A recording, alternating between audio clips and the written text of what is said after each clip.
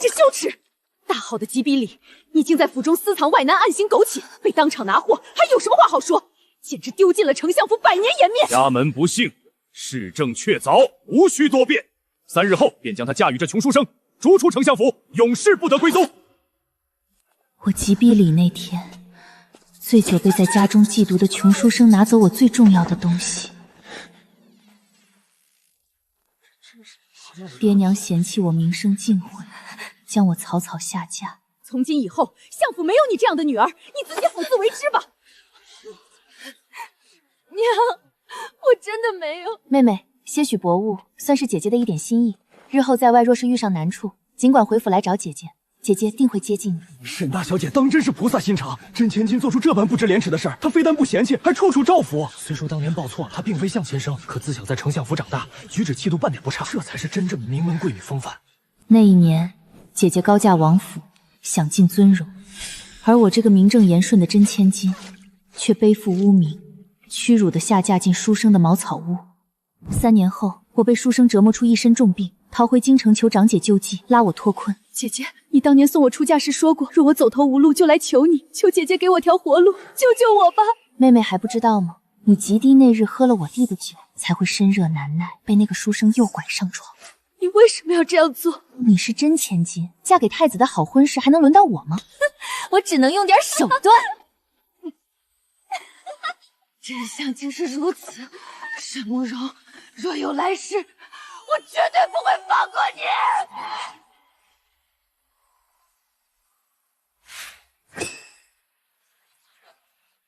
我这是回到了吉吉里当天。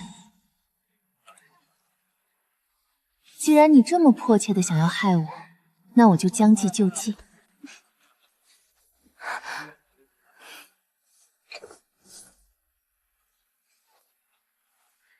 妹妹，今日是你吉逼的大日子，过了今日，你便是大姑娘了。多谢姐姐。姐姐，王爷今日为你而来，这第2杯酒，你该敬给准姐夫才是。就你会说话。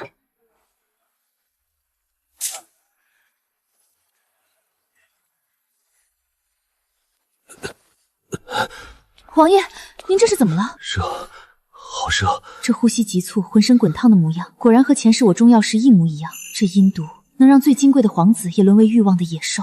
王爷，我扶你休息。慕容，沈慕容，你为了他费尽心机，前世我把你当长姐，从未想过争抢。现在我要夺回属于我的一切，包括你最心爱的男人。王爷，知何在这儿？姐姐，你做梦也想不到，你亲手递来的酒，竟成了我与王爷的暖情酒。王爷，上一次这样仔细看你，还是在那年大雪。那会儿，你是尊贵无比的太子殿下，而我只是个拖着断腿、满身恶疾，连你府门都进不去的乞丐。哎呀，妹妹，你这是得了什么脏病啊？哪来的乞丐，竟敢冲撞太子妃？侍卫，还不把人插走！是。殿下，这是我那远嫁松阳的妹妹沈之和，就是3年前在吉礼上醉酒与书生厮混的那人。原来是他。殿下先进去吧，外头冷，我来安置妹妹。外头冷，别待太久。妹妹，你怎么搞成这副鬼样子？姐姐救我！段言他不是人，他娶我后夜夜光清了，1年就败光了我的嫁妆。他不读书，日日打我，我这腿就是被他打断的。他还带了一身脏病给我，我杀了他。官府在通缉我，爹娘对我闭门不见。姐姐，你当年送我出嫁时说过，若我走投无路就来求你，求姐姐给我条活路，救救我吧。妹妹，你还没回过神来吗？我当年之所以说那句话，是因为我早料到你嫁给段言那个赌徒必定生不如死。姐姐，你说什么？当年吉碧礼上，姐姐给你的那杯酒下了银毒，不然你以为你怎会突然身热难耐，甚至在光天化日之下就在亭子里剥光了衣？段言是我一早就安排好的，我让他躲在假山里守株待兔，等你失了理智，他就趁虚而入。你竟然从那时候就开始算计我，是我掐着时辰带着所有宾客去捉奸的，我要让全京城的人都亲眼看看你的丑事。你沈之和身败名裂，这辈子都别想一道好亲事。为何？你一回来我就成了笑话。原本我是爹娘捧在掌心的明珠，可你的出现让我成了最廉价的榆木。爹娘给你的吉宾礼那么盛大，全城的权贵都来了，凭什么？你夺走了本属于我的荣光。女子及笄便可议婚，爹娘定会偏袒你。我若不使手段，和陈王府的亲事就是你的了。为了让殿下多看我两眼，我花了多少心血，我绝不允许你毁了这一切。你也别怪我，人不为己，天诛地灭。好在现在我是高高在上的太子妃，而你只是个浑身烂疮的乞丐婆。你脏死了！张知府，沈之和在松阳县谋杀亲夫后潜逃回京，自古杀人偿命。你可别因为她是我妹妹，就偏袒徇私。请太子妃明示。就让她给她那可怜的丈夫偿命陪葬吧。沈慕容，妹妹啊，20年前我替你做了丞相千金，20年后我替你做了太子妃，你这辈子的气运注定都在我手里。你啊，认命吧。若有来世，我一定要成为这里的女主人，把害我的人统统踩在脚下。你敢算计本王？王爷，臣女一直在下楼休息，是王爷您突然冲进来，对我……怎么可能？本王的酒量向来极好，今日不过碰了数杯。可方才王爷分明神志不清，无论臣女怎么退都退不动。难道酒里被人动了手脚？今日鸡集里，臣女只喝了1杯酒。臣女记得，王爷进内殿前喝的也是姐姐敬的酒。难道是姐姐？若真是姐姐算计，我与王爷都不能在此之久留了。绝无可能。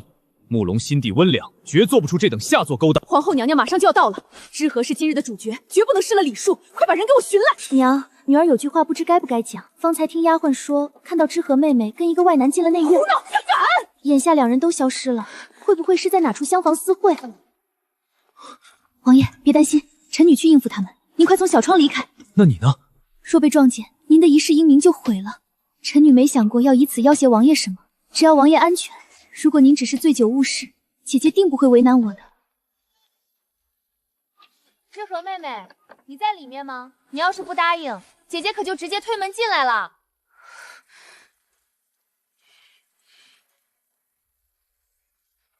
姐姐、娘，你们怎么都来了？我方才有些酒力不支，在这里小憩片刻。是吗？可我听妹妹的声音，为何如此沙哑？醉个酒，难不成还伤了嗓子？许是刚才睡着了，不小心着了风寒。如此，那姐姐我更得进去仔细瞧瞧了。姐姐，你这是做什么？知和，你老实交代，你在这里面做了什么见不得人的事？娘亲，我什么都没做，什么都没做。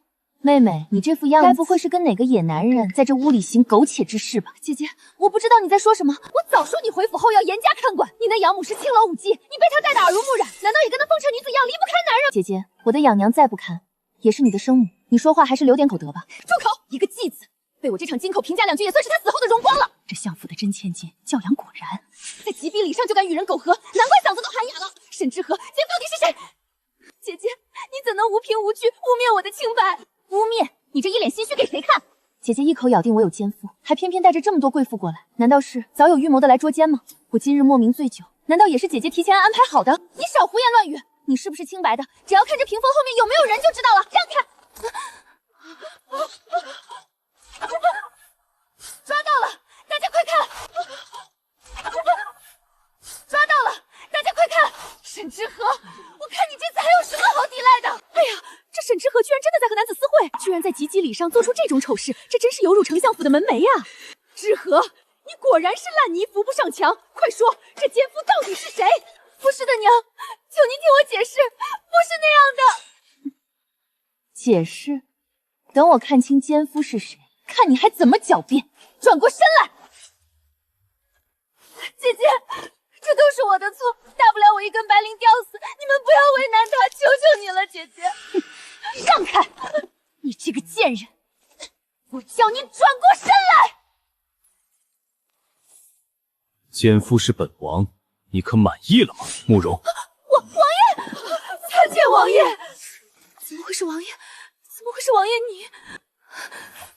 当然是因为你的好王爷刚才弄疼我了啊！你这个贱人，是你，一定是你调包了酒杯！够了，沈慕容，看看你现在的样子，哪里还有半点大家闺秀的仪态？王爷，妾身是看您被害成这样，一时急红了眼，才失了分寸。王爷，您向来克己复礼，谦卑不倒，今日怎么可能醉成这样？一定是有人在酒里下了药，想图谋不轨。姐姐这话含沙射影，难道是想污蔑我给王爷下药？你还在装？在这神府内院，除了你还能是谁得手？这件事最大的受益者就是你沈之和。王爷要证明清白也容易，只需请大夫把脉便知。来人，去前厅请太医李慎之过来。回王爷。 王爷体内的确中了烈性的淫邪之毒，火热内盛，此毒若不及时疏解，轻则伤及根源，重则气血逆流而亡。荒唐！沈丞相，你们相府是不要命了吗？竟敢在吉英仪上对当朝皇子下这种药！王爷息怒，臣实在不知情啊！爹娘，你们不必告罪，王爷绝对不会连责。现在当务之急是抓出真正的凶手沈之和。你敢不敢也让太医看看你的脉？姐姐这是何意？如果你也中了毒，那算你无辜；但如果你脉象正常，那就说明你始终清醒。一个清醒的大家闺女，见到神志不清的王爷，第一反应应该是请大夫，而不是诱拐王爷上床。别装了，沈之和，你就是想攀附王府，想逼王爷在今日娶了你，对不对？沈之和，你若无愧，就请太医诊脉。我没有给王爷下药，我也是受害者。没有，你躲什么？殿下，这药如此歹毒。 如果是两人一起中药，沈之和才算无辜。可如果沈之和始终清醒，只有殿下您意乱情迷，这很难不让人怀疑是他自己下药勾引皇子啊！哥哥，我才是跟你流着一样血脉的亲妹妹。休要叫我哥哥，行迹浪荡，不知廉耻。像你这样流落在外18年，被那种脏地方养大的人，我沈景宇羞于与你为伍。沈小将军说的对，谁不知道陈王与慕容姐姐两情相悦？我看啊。 是某些人眼红这桩婚日，想生米煮成熟饭，倒逼王爷娶她为妻吧。虽说血缘可贵，但某些人是在妓院那种地方长大的，骨子里就贱，哪比得上慕容这样精心培养出来的真贵女？沈之和，你也别装了，老实交代，是不是想抢慕容姐姐的婚事？这可是你自己的几笔里啊！为了爬床，你还真是够豁得出去的。之和，同为女人，我明白你的心思。你自小养在外面，你的养娘毕竟是个妓女，难免教了你些下三滥的勾引手段。没有你心虚什么？若是心里没，就让太医看看你的脉象，一切就都清楚了。不可以！大家快看啊，他这就是招了！太医，快过来把脉！王爷，你相信我，我真的是被人陷害的，我是无辜的。之和，既然如此，便让太医看看你的脉象。若你是清白的，自能堵住悠悠众口。磨蹭什么？李太医，快请！瞧瞧，这心虚的都要缩成一团了。要不是他吓的，还能是谁？是青楼养出来的，上赶着爬男人的床，真以为这样就能飞上枝头变凤凰，简直滑天下之大稽。沈丞相，恕我直言，这半路认回来的真千金，品行比起慕容姐姐，可真是差了100倍不止。住嘴！事情尚未定论，谁准你们如此议论相府千金？在皇宫做伴读时，你们就学到了这副教养吗？王爷，他这副畏罪的模样还需要验吗？他分明就是知和姑娘这脉象，如何？太医，他根本没有中药，全是在演戏，对不对？回王爷，知和姑娘的脉象与您一样躁动急促，乃是烈性淫毒伤身后的气血虚弱之症。两人应是同时中了毒，且知和姑娘所中剂量更甚，症状比王爷还要严重，发作时必然神志不清，所思所为皆不受控。知和姑娘实乃无辜受害者。不可能，绝对不可能！太医，你一定看错了，是不是他给你许了什么好处？老朽在太医院当差40余年，倒还是头一次有人质疑老朽的医术与人品。如果你真的中了药，刚才把脉你躲什么？你在心虚什么？我躲是因为我怕太医把脉时会暴露这些痕迹，若是被人瞧见，不仅有损王爷清誉，更怕爹娘责怪我不守闺女端庄。姐姐，还有诸位，你们说是不是啊？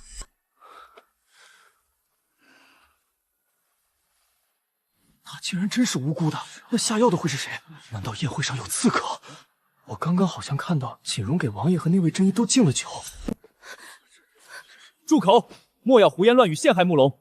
即便沈之和也中了药，谁知道是不是他为了高攀陈王府，不惜以身入局，兵行险装，给自己也下了毒？这种贼喊捉贼的把戏，也就骗你们。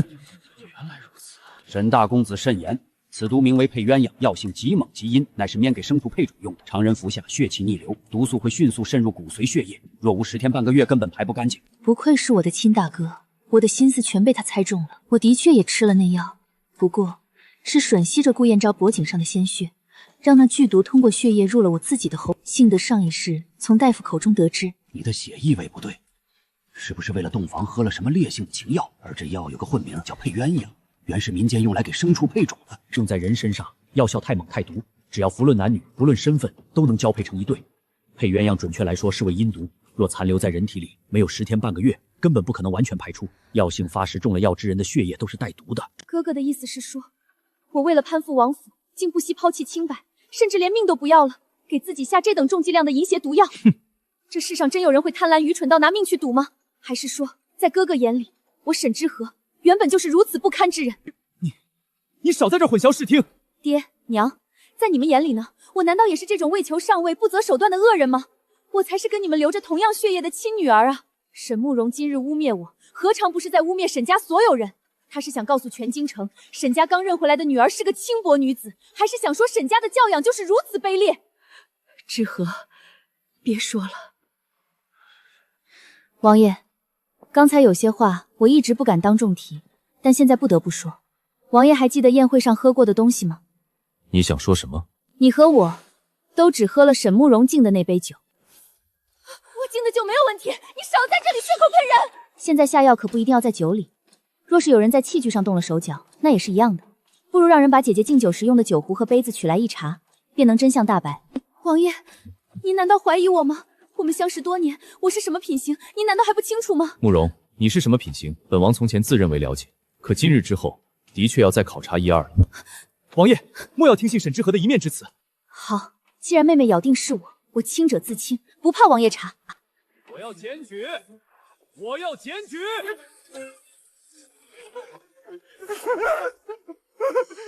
冤枉啊！相爷救命！他污蔑我！是他，是他。别怕，本王在。王爷、相爷，草民张书翰要检举书生段燕欲行不轨。张书翰，你身为缉毒秀才，为何不在外院，反而闹到这儿来？回相税，今日一早，草民就发现段燕鬼鬼祟祟往内院花园跑，草民怕他冲撞了贵人，便一路跟踪。果然，草民亲眼看到他躲在假山后面，在知和小姐经过时，他竟从假山钻出来四处寻觅，还在各个厢房徘徊，一间一间的推门。我没有，我只是走错了路。走错路会每一间房都推开看吗？他那分明是在找人，若非草民及时将他擒下，还不知道会出什么大事。姐姐，你果然狠毒。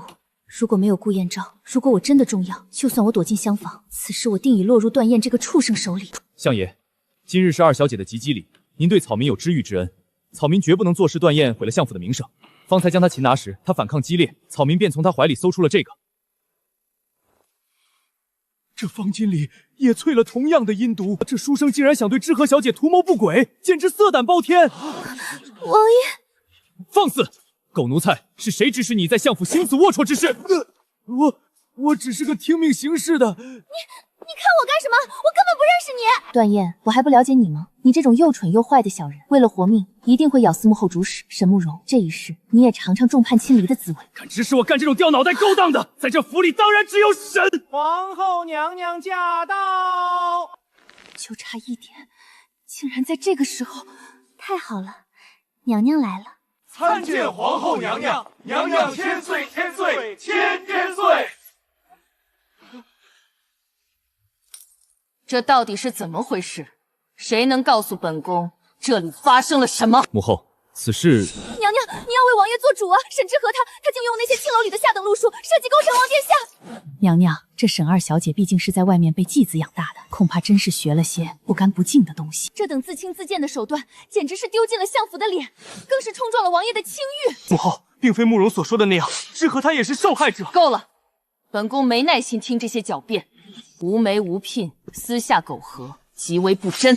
娘娘，赐他白绫子爵，本宫顾及沈相的面子，成全你死后的体面。母后，沈之和也是被人算计的受害者，您不能如此断绝他的性命。我这点演技，在母仪天下的皇父面前，确实有些班门弄斧了。他若要杀我，沈家只会为了保全名声，毫不犹豫地把我推出去，就像前世那样。妹妹，你惹恼了娘娘，姐姐也救不了你了。这等安杂身子，不配披着王爷的袍子。母后，若说是真，今日儿臣也失了子的忠贞，儿臣与他已成既定之事。你疯了！母后若执意要赐死他，不如多备一根白绫，把儿臣也一并吊死这厢房门前，全了母后的威严。皇儿，你竟为了这个女子要挟本宫！王爷，您的心跳得好快。不问前因后果就下杀刑，母后这么做，跟滥杀无辜有什么区别？还有你们，皇后娘娘在此是来主持公道的，一个两个都低着头，难道都成了哑巴不成？母后，此事事出有因，分明是有奸人做局。您既来了，不如请上座，听一听证据，再下决断。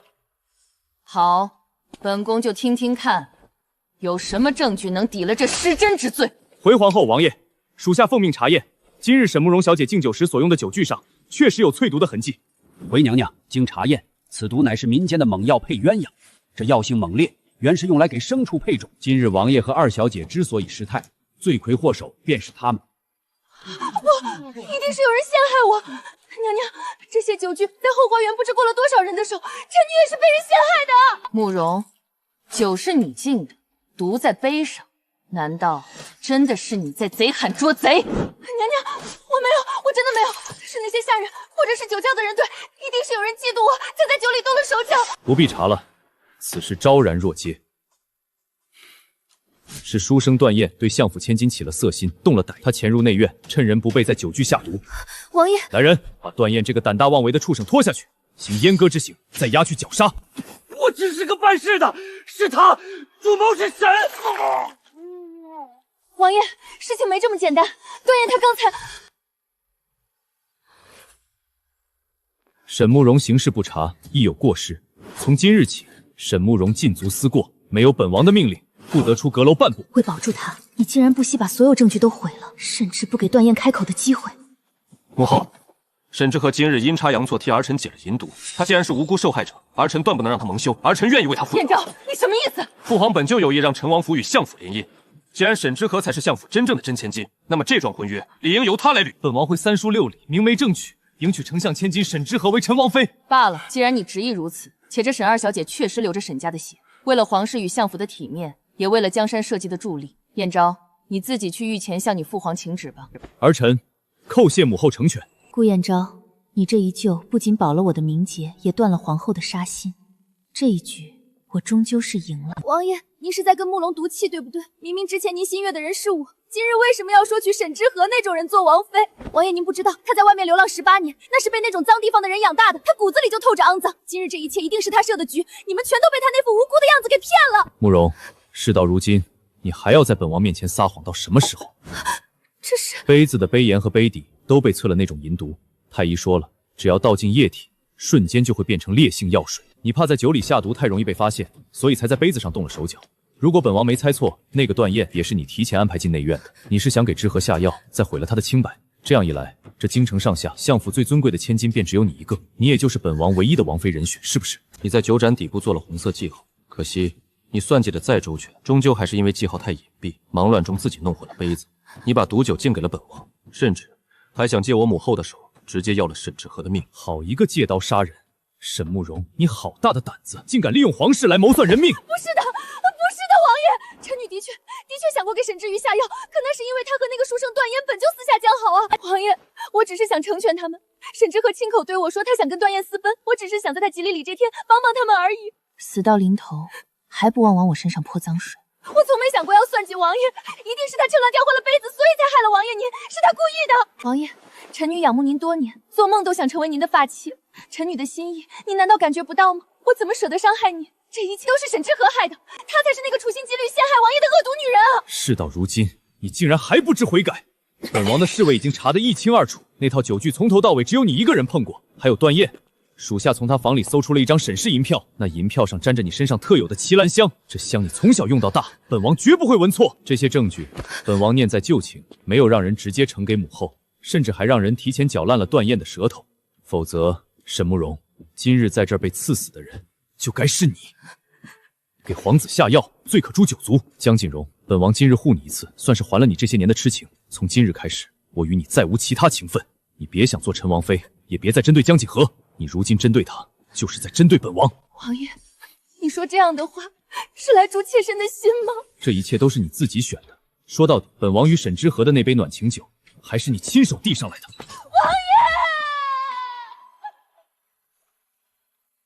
王爷，二位大哥，此人今日险些毁了我的清白。之和小姐，王爷说了要让他闭嘴，你有什么吩咐？可否让我亲自解解气？这怕是会脏了小姐的手。不会，绝不耽误你们的正事。小姐请，这畜生动弹不得。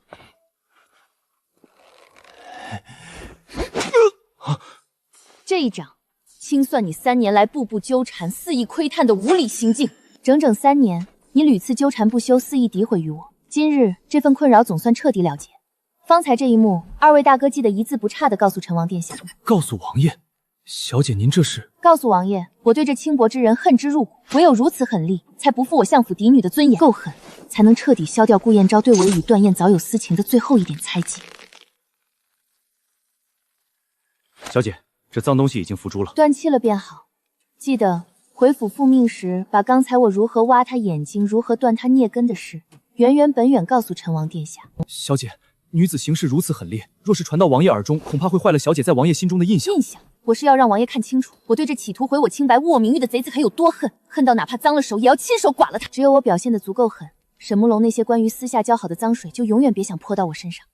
属下明白，定将小姐维护清民、誓死守节的决心如实转告王爷。下药谋害皇子这种死罪都能保下来，顾燕昭，你终究是对他心软了。前世你们恩爱无双，这一世你的情却成了我复仇的绊脚石。不管是顾燕昭还是整个沈家，我都会让他们亲手把这战朝的野军驱逐出去，让他滚回肮脏土里。知和，父皇的圣旨已下，聘礼也已入府。这段日子你只需在府内安心待驾，一切琐事自有本王打理。有王爷这番话，知和自然安心。这钗子好生精巧，不知王爷可愿亲手帮我戴上？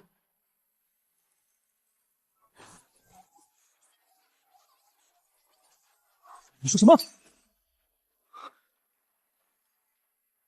什么？快去救人！我的荣！明明是我的好日子，沈慕容，你这戏台搭的可真够及时的。王爷，您别救我，让慕容去死吧！慕容如今名声尽毁，哪里还有脸面活在世上？就让慕容以死谢罪，成全了你们吧。贾寻死，连勒痕都舍不得勒出一刀，这戏演的可真够省力的。傻孩子，你何苦这么想不开？你是要疼死爹娘吗？蓉儿，你别怕，你还有爹娘。犯了错，咱们改了便是。是啊，慕容，就算天塌下来，还有哥哥给你顶着，谁也别想欺负了你。原来有人兜底的人生是这样的。前世我被段燕折磨，被全京城唾弃时，这些所谓的亲兄，只恨不得快点把我扔出去，生怕沾了我的晦气。王爷，慕容这副残缺，真的不配让您挂血。你罪不至死，何必如此轻生？往后莫要再做这种傻事。若没有王爷照拂，慕容真的生不如死。王爷，我好难受，慕容有些喘不上气。快去请太医。灵蝶，这种口味的，给大公子和我方阁各送1份去。小姐，这慕容小姐看见这些，怕是会更伤心。就是要让她知道，这相府的天已经红了。沈之和，你到底安的什么心？你明知道慕容现在看到红绸都心惊肉跳，你还让人把喜糖往他眼前送，你是存心想逼死他吗？哥哥这话从何说起？我只是想让姐姐也尝尝喜宴的甜头。太医说她心思郁结，我这当下妹子的想让她沾沾喜气，说不定心病好得快些，这也有错。你少在这阴阳怪气！你以为你当了王妃就能在沈家横着走了？哥哥真是误会妹了。来看这几种口味哪个更好，我好在大婚那日招待贵客。滚开！哼，沈家怎么生了你这么个恶毒的东西？谁稀罕沾你的晦气？拿着你的脏东西滚！小姐，奴婢这就捡起来。不用捡，灵蝶，你去告诉爹娘，就说哥为了慕容姐姐，今日发了好大的火，还跟我吵了一架。奴婢明白，奴婢这就去说。之和，大哥今日因为我跟你起了争执，我已经说过他了，他那个人性子直，你别往心里去。姐姐这话说的，大哥为了维护你，连我这个亲妹妹都敢踩在脚底下，你们还真是兄妹情深了。咱们在这家里住了这么多年，大哥一直把我当亲妹妹看。之和，之前的事都是我不对，大婚在即，我不希望因为我让你跟家里人闹僵，是吗？姐姐倒是突然转了性了。之和，有些情分是刻在骨子里的。我在这个家待了18年，大哥虽与我没有血缘，可这些年的相处早已胜似亲兄妹。既然胜似亲兄妹，姐姐今日这番作态，又是演给谁看？我知道你心里有怨，之前是我不好，想要的太多，做了不少错事。可大婚在即，病了这一场，我才明白，亲人才是最要紧的。哥哥在花园深处的御宴阁等你，他心一直过意不去，想亲口跟你道个歉。你看在兄妹情分上，总不好驳了他的面子。道歉，大哥白天那副要生吞了我的样子，可不像要道歉。之和，你现在是准王妃，皇室最重名声，若你连亲哥哥的台阶都不下，传出去，怕会落得个不敬兄长、刻薄寡情的名声。我如今是嫁不进去了，可你总不能丢了相府的脸面，让陈王殿下看笑话吧？这天都要黑了，去那种偏僻地方，姐姐莫不是在给我设局？这可是相府，是你的家，我还能在那儿把你吃了不成？走吧，姐姐陪你一起。好啊，那我就随你去见见这位亲哥哥。这味道是配鸳鸯。之和，愣着干什么？快进去见哥哥吧。沈慕容，同样的招数玩2次，你不嫌腻，我都要看吐了。你干什么？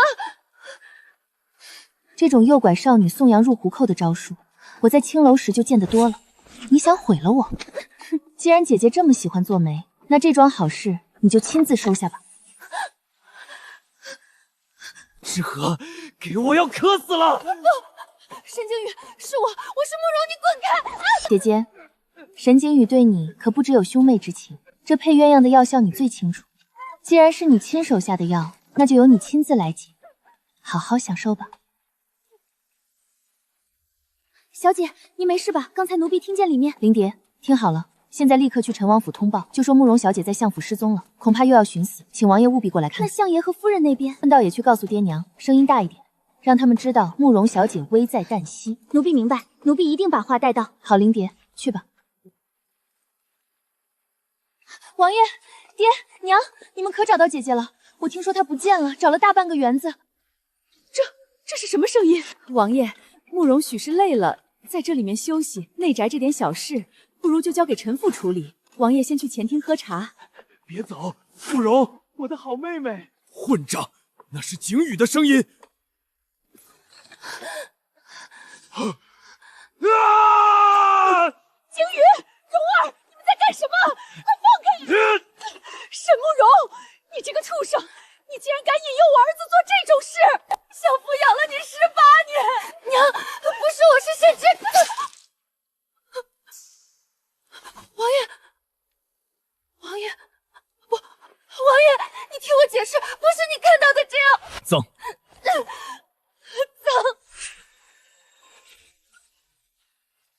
王爷，您慢些。王爷，姐姐定是无心之事，或许是她近日心思蕴结，醉酒误事了。哥哥也是，他定是被姐姐……王爷，您别气坏了身子。闭嘴！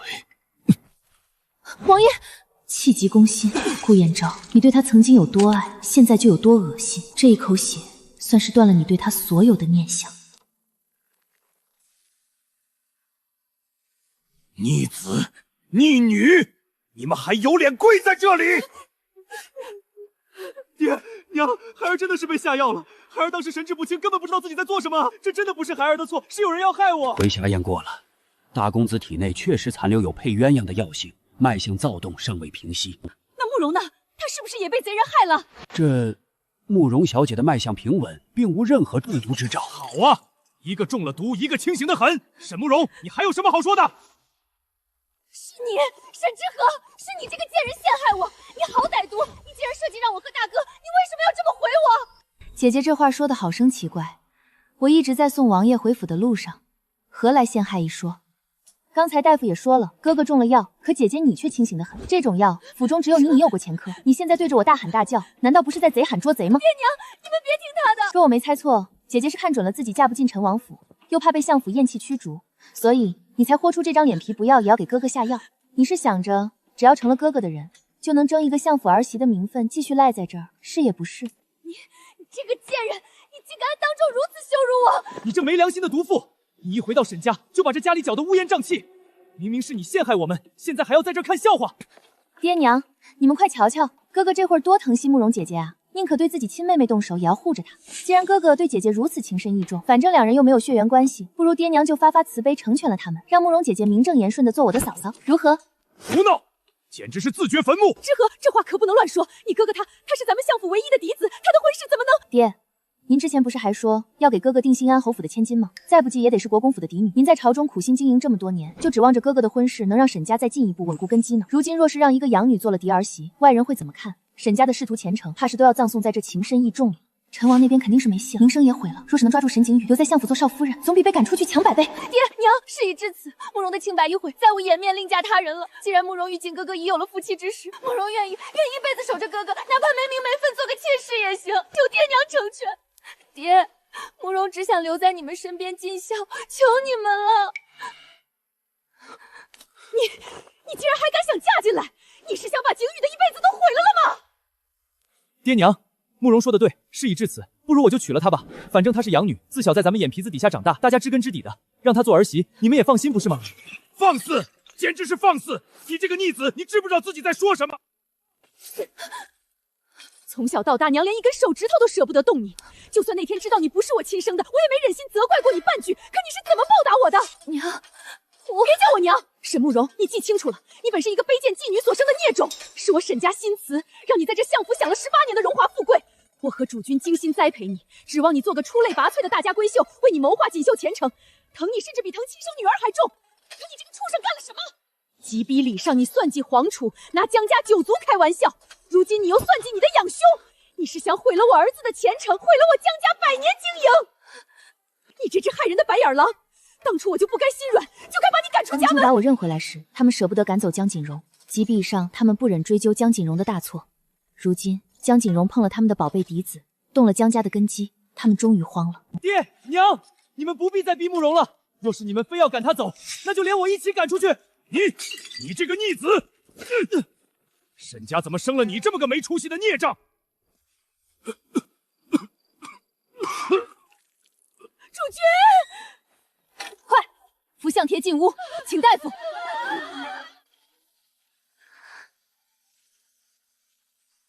爹，喝药吧。太医说了，您这病是急火攻心，这症状倒是跟陈王殿下那日的病症一模一样，喝了药很快就能好的。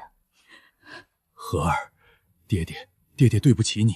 爹，您病着，别说这些。爹爹当初真是糊涂，身子和竟然去偏袒那个外人，白白冷落了我这么好的亲生女儿。和儿，都是爹娘不好，咱们真是被猪油蒙了心，竟去疼那一双养不熟的白眼狼。偏心里冷落，客全清楚啊！若不是眼看沈景宇废了，沈慕容如此不堪，你们又怎么会把家族唯一的希望压在我这个准王妃身上？爹娘，你们千万别这么说，真是折煞女儿了。女儿流落在外18年，虽吃了些苦，但也深知爹娘撑起这偌大的丞相府是何等不易。女儿心中只有对爹娘的敬重与体恤，从来不敢有半点怨言。我的好和儿，你越是懂事，娘这心里就越不是滋味。可眼下今日那荒唐事，连陈王殿下都亲眼瞧见了，这若是传到宫里去，咱们沈家的老脸往哪儿搁？这残局到底该如何收场才好啊？不管那个沈慕容，他是断不能再留在相府里碍眼了。爹娘，不如听女儿一言。哥哥之所以对慕容姐姐如此执迷，无非是因为两人自小一起大耳，离得太近了，难免生出些不该有的心思。只要将他2人拆开，让哥哥见见外面的天地，心思远了，人自然也就清醒了。和儿仔细说说，如何拆开？女儿有个拙见，出面将哥哥调去边境磨练个2年，一来让哥哥在军中思过收心，好歹保住他的前程；一直在这皇城的金窝里娇生惯养，对哥哥的前后半荣发誓都没什么好处。有理，大有道理。确实该让他去吃些苦头，免得整日只知道儿女私情。那个养女又该如何处置？总不能真让景宇娶了她。慕容姐姐在皇城多年，也算小有名气。若相府直接把她驱逐出府，只怕也要惹人匪议弹劾。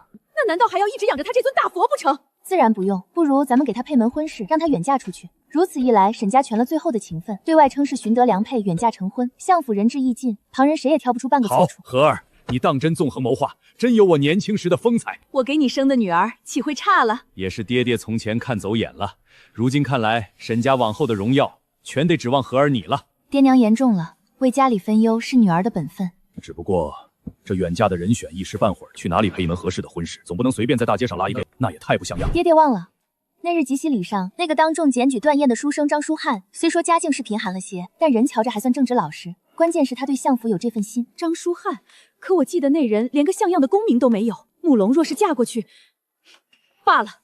他原本就是妓女生的卑贱出身，能配个书生张书翰都算他高攀了。我何必再替那白眼狼操这份闲心？好，那就这么定了。和儿，你早些回去歇息吧，这2日辛苦你了。是，爹娘也早些安歇。小生张书翰给知和小姐请安。小姐果然是金口玉言，信守承诺。张公子不必多礼。当日我遣你去假山附近盯着断宴，那出戏你演得很精彩。能为小姐效力是小生的福气。断宴那蠢货还真以为能攀上高枝，被小生擒住时还一个劲儿的求饶呢。我已经跟爹娘提过了，要把沈慕容许配给你做正妻。张公子，你可还满意？太满意了。虽说是个假千金，可毕竟是相府娇生惯养了18年的，琴棋书画样样精通，能娶到沈家的大小姐，小生也算是高攀了。那是自然，慕容姐姐惯会伺候人，往后的日子，张公子可要好好待她。小姐放心，小生一定会让她过得终生难忘。沈慕容，前世你为了玷污我，特意挑了断宴那种人，如今我把张书涵送给你，这叫原物归还。姐姐，你可千万要接吻了。王爷，今日气色瞧着好些了。你怎么亲自过来了？做了些消暑的甜汤。你没放糖呀，真是不好意思，王爷，我忙着看火候，竟又忘了放糖。你们这些小姑娘平时不最喜欢吃甜的吗？这种事也能忘？王爷见笑了。小时候跟在我养娘身边，她不让我碰家里的糖，说糖很贵，我不配吃。那日事发突然，本王竟没发现你身上还有这种陈年旧伤，这是谁上的？王爷别问了，说出来怕脏了您的耳朵。说，吉吉里那天姐姐当众说我是被妓女养大的，她其实没有污蔑我。我的养娘，也就是沈慕容的生母，当年的确是青楼里的舞妓。当年她怀了客人的孩子，为了给女儿寻个好前程，便花钱雇了一伙人扮作强盗，把快要临盆的丞相夫人逼进了那间破庙。你是说，那场变故是他生母一手策划的？就在那间破庙里，两人同时生产，养娘趁乱调换了孩子，她给沈慕容寻了个泼天富贵的归宿，而我只能顶替那本该被抛弃的孩子，跟在他身后，在那等脏地方讨生活。我8岁那年，一个酒醉的客人对养娘施暴，我不知死活的冲进去想护着她，结果被飞溅出来的花瓶碎片划破了胳膊，血流了一地，疼得我几乎晕死过去。可养娘事后不仅没给我上药，反而劈头盖脸的责骂我，说我的胳膊变丑了，以后跳不来好看的舞，赚不到赏钱。他竟毒辣至此！后来伤口结了痂，他嫌我胆小，逼我去街头献舞卖艺。王爷，您见过那种场面吗？满街的泥泞和哄笑。我还记得那天我在街上笨拙地转着圈，正好碰见丞相府的千金出门游玩，那辆马车真华丽啊，上面挂着细密的羽毛风铃。风一吹，满大街都是兰花的香气。我忍不住偷偷看了一眼马车里的千金小姐，她头上戴着亮晶晶的琉璃花，穿着一身晃眼的金纱粉裙，手里还把玩着一只雪白的毛绒兔子。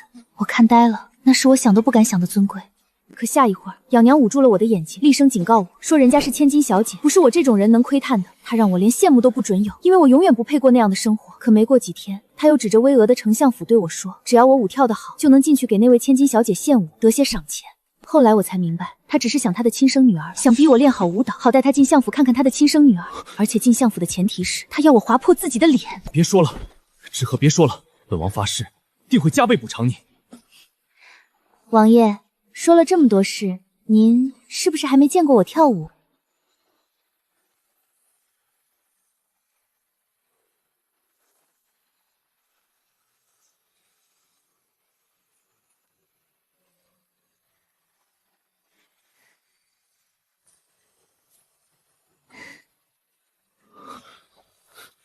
对不起，知和，别跳了。那日在吉吉礼上，本王不该任由那群世家子弟拿你过往的伤痛来侮辱你。本王早该想到你在那种地方受了多少苦，是沈慕容抢了你的人生，让你沦落风尘，受尽凌辱。本王发誓，以后绝不会再让他伤你分毫。知和没事的，若不吃那些苦，知和也遇不见王爷。现在已经苦尽甘来了。其实，知和对王爷的情分一点都不比姐姐少。王爷可知我是怎么被认回相府的？难道不是沈相派人寻回的？